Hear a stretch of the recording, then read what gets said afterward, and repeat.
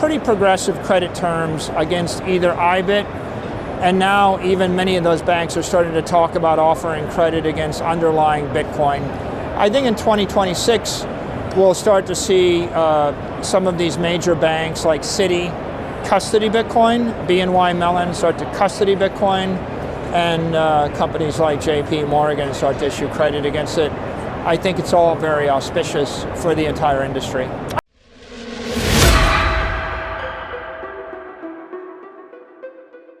With a market capitalization of over $1.75 trillion and a 30-day volatility of over 5.2%, Bitcoin's year-to-date gains remain steady at over 90%, despite a brief decline below $85,000 amid recent market anxiety. A growing number of bullish catalysts are driving institutional uptake, such as JP Morgan and Bank of America introducing loans backed by Bitcoin and Ether collateral, which are anticipated to release billions of dollars in liquidity by the end of 2025. Resistance targets $92,000 and the round number $100,000 barrier, while key supports remain at $82,000 and $78,000. Michael Saylor of MicroStrategy reiterated his bull thesis in a recent CNBC spot, claiming that when derivatives and hedging instruments become more widely available, Bitcoin's upward trajectory will level out. According to him, analyst consensus is $150,000 by 2025,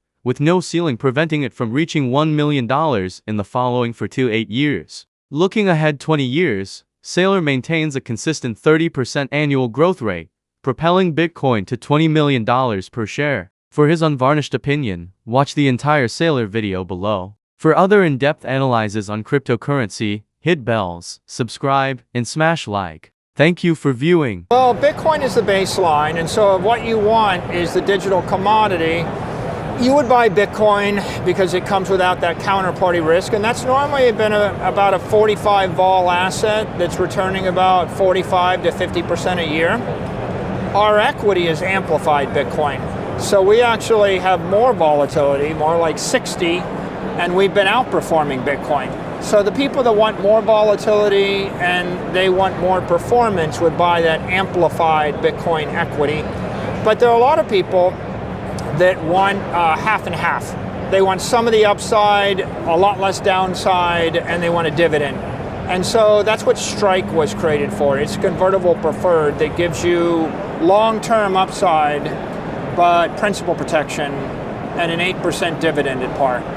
And then there are other people that are long duration credit investors.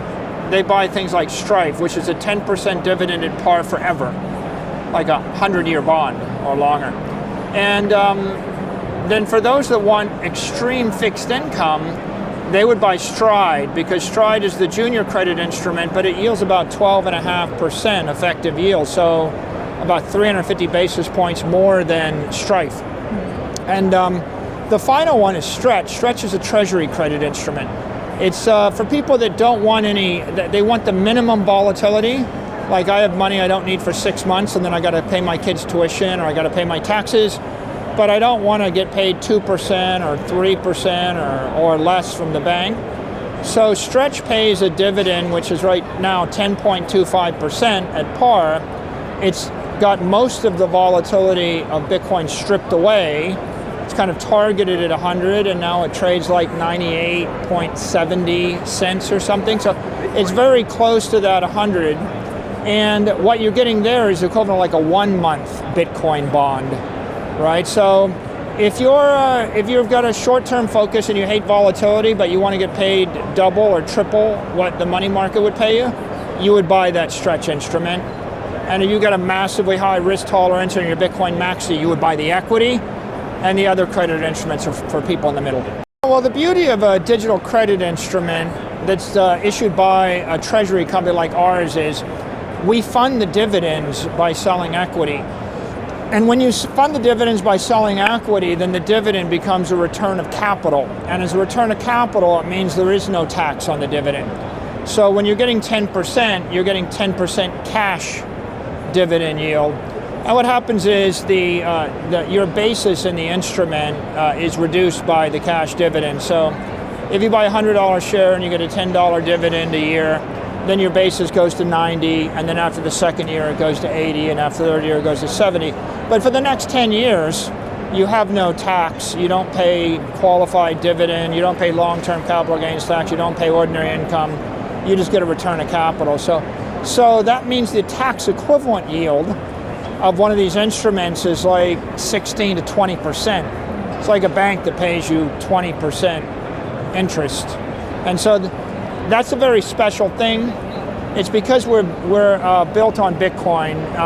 A treasury company built on Bitcoin is the most tax-efficient fixed income generator in the world. S&P Global Ratings recently gave MicroStrategy, the initial Bitcoin treasury giant that currently holds over 640,000 BTC, a B issuer rating stable outlook, marking a historic first. The company's demonstrated capital market access and disciplined debt strategy are nonetheless cited by S&P despite the speculative grade scores warning of elevated risk due to significant Bitcoin concentration and thin dollar liquidity. Michael Saylor describes it as a historic occasion and forecasts consistent rating increases that will release tens of billions of dollars from investment-grade firms that are eager to gain exposure to Bitcoin.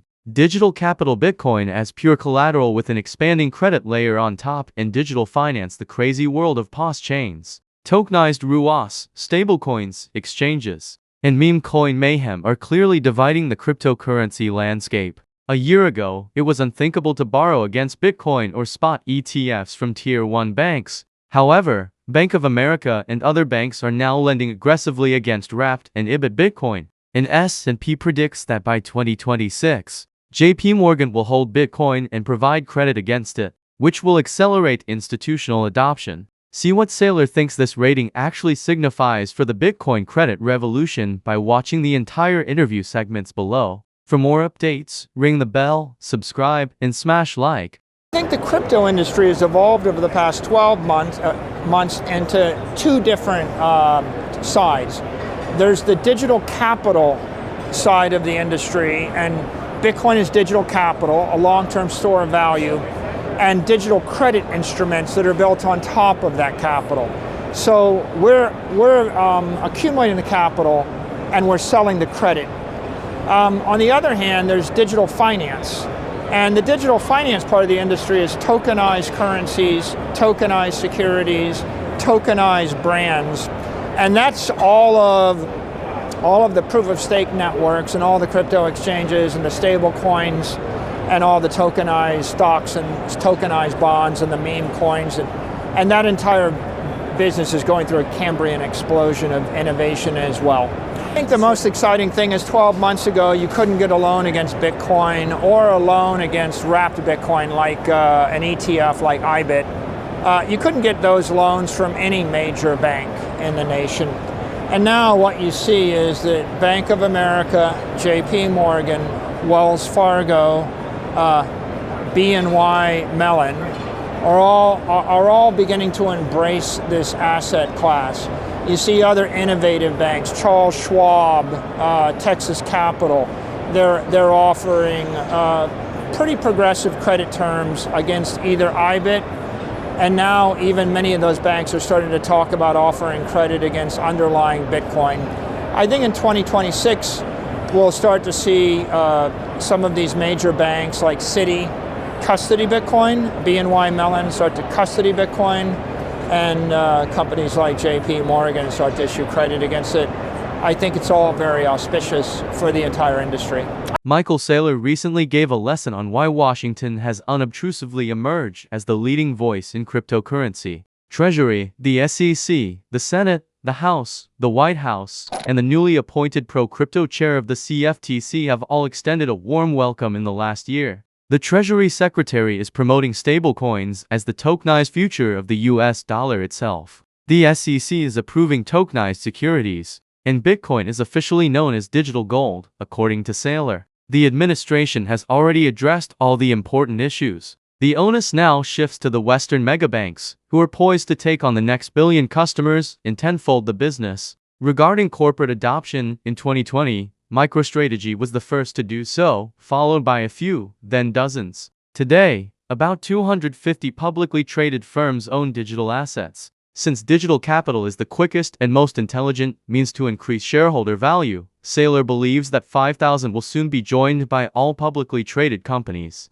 Refusing to own it would be like to refusing the internet in 1995. Saylor depicts a trillion-dollar scenario by zooming out to the 2030s and beyond. A billion AI agents transacting for people and businesses at light speed won't wait 3 days for a wire. While Bitcoin continues to be the unchangeable store of value that AI-denominated capital FLIs into over the long term, dollar stablecoins soar from $100 billion to several trillions, becoming the frictionless rails of the digital economy. As usual, please share your opinions below. Where's the next significant support if we ever retest lower? $100,000, $150,000. For more Saylor level updates, hit the bell, smash like, and share with the group chat.